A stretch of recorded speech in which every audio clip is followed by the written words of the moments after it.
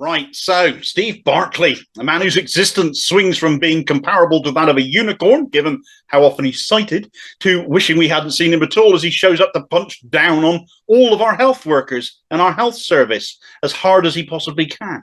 He's been underfunding the NHS, refusing to take additional Treasury cash that he was offered last year for it. When junior doctors went on a 4-day strike, he disappeared on holiday. He has refused to negotiate in any way, shape or form, in any meaningful way with health professionals, taking an extremely hardline, take it or leave it approach to a 5% pay rise, which he has called fair and reasonable, despite inflation stubbornly not coming down, currently sat at 10.1%, mostly due to food prices remaining sky high and still rising. Food inflation currently over 19%. He is in no uncertain terms engineering the failure of our health service right now. And every cancelled appointment, every cancelled operation, every fatality even associated with the erosion of our health service is on him, not those working in the service trying to still make it work. And now he wants to take legal action to stop nurses striking. Unlike the weak-willed Unison trade union, which have capitulated, the Royal College of Nursing Union, the RCN, is still striking for better paying conditions, yes, but far more importantly, the safety and improvement of the service, which is failing, gradually having to take more extreme action instead of being forced into doing.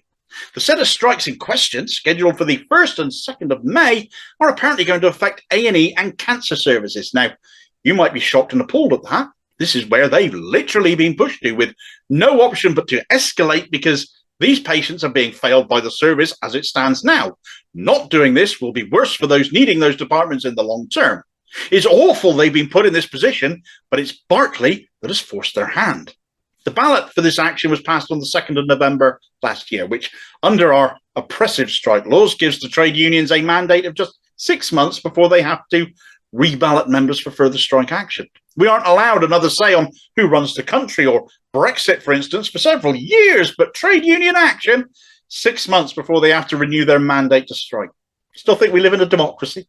Anyway, 6 months means the mandate for strike action expires at the end of May the 1st. So under the terms of this strike action proposed, Barclay plans to go to the High Court, no less, to waste public money to stop the nurses striking for 1 day longer. But their mandate has expired, rather than actually engage with them and prevent the strike action to start with. He's stoking more resentment, more bad blood, still has absolutely zero intention of backing down.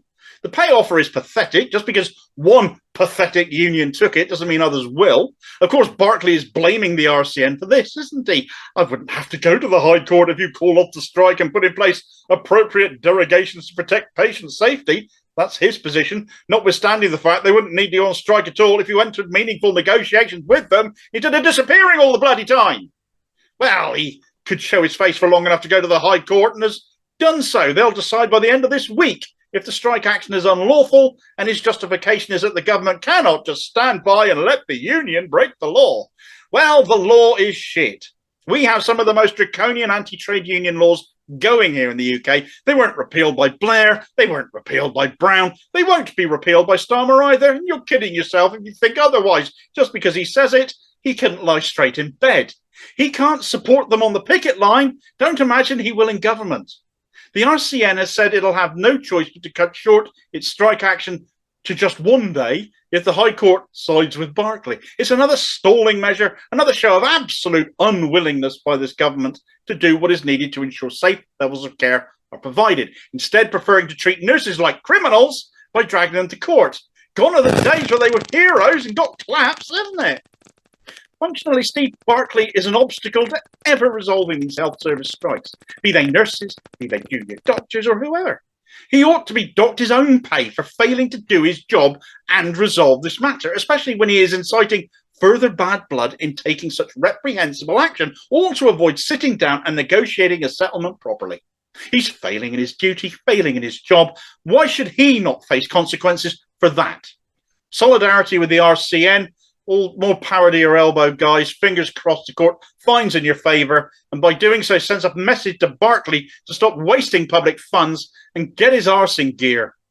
Thanks for watching. If you appreciated this video, please do hit like and subscribe, leave a comment and hit the notification bell too so you don't miss the next one. Also look out for me on social media and other interesting stuff by clicking on the Linktree link in the comments below. and I will see you next time. Cheers, folks.